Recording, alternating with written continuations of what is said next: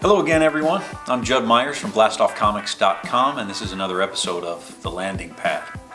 So I've been walking around my shop a little bit, and luckily I have a lot to choose from. And I came across all of these Fantastic Four comics. I know, surprise, surprise, I just happen to have an issue number 1 sitting in my glass case. And it got me thinking. It got me thinking about these characters and the beginning of Marvel Comics.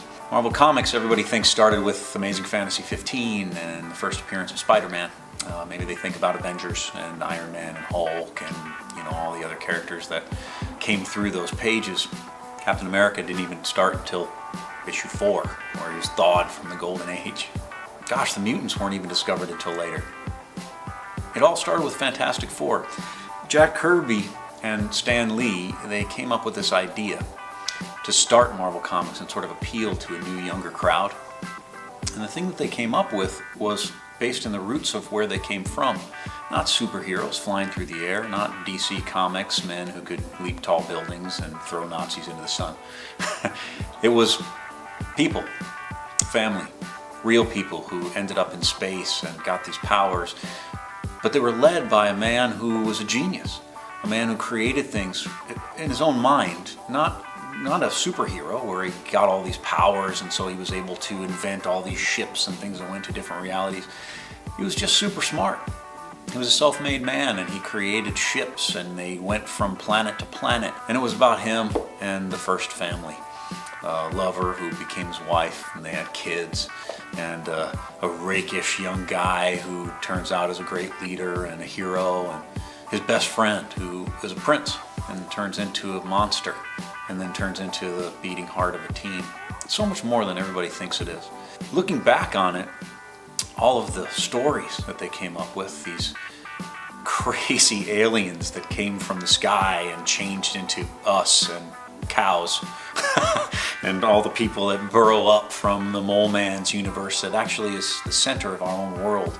This man who's trapped in a prison of iron that he made himself. Trapped with all this rage, and all he wants to do is take it out on Reed Richards and the Fantastic Four. All these other great things that they came up with from other worlds.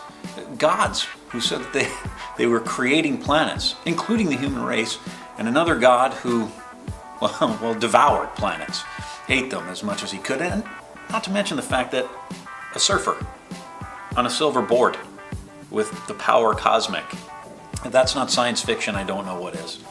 It's not superhero comics, and that's what's so interesting about it, that the creation of Marvel Comics, the thing that we love so much and we see everywhere now in the movies and TV and pop culture and t-shirts and everything that we know, all it did was it started from a family of people who loved each other with sort of extraordinary powers, but really it was about the science fiction and all of the things that came from the 40s and the 50s and EC and all the things that they came from Jack and Stan and all the things that made them money and paid their rent, and they applied it all to this extraordinary new form.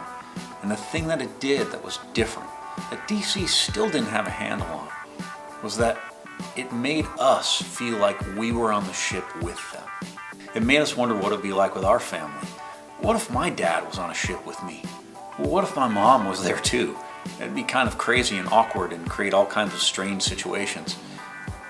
And what if, while we were together, in this strange, crazy situation, a god appeared before us and told us that he was going to eat the world? What would we do? All of the things that define us, all the things that we're angry at, all of the things that we may care or not care about each other as a family, they go away. Because all we do is play to our strengths, our love for each other, in order to save the world, other planets, realities. How great is that? The Fantastic Four truly was the world's greatest comic magazine. As far as I'm concerned, it still is. I would suggest, and this is just my 4 cents, I would suggest that when you get a chance, go back and read the collections.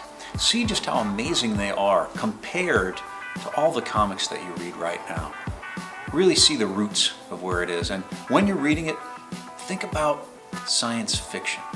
Think about Harlan Ellison and Alfred Bester and Ray Bradbury and all the extraordinary novelists that came before all of this came out, and really see where the roots began, where the roots of this family began. And I think you'll find, like I did, it's far more than just fantastic. I'm Judd Myers. This has been another episode of The Landing Pad. You can find all of these things and more, these funny books, on our website, blastoffcomics.com, and here in our North Hollywood retail location. Visit us sometime if you're in the area. And remember, always remember, go out into the world and do well, but more important, go out into the world and do good.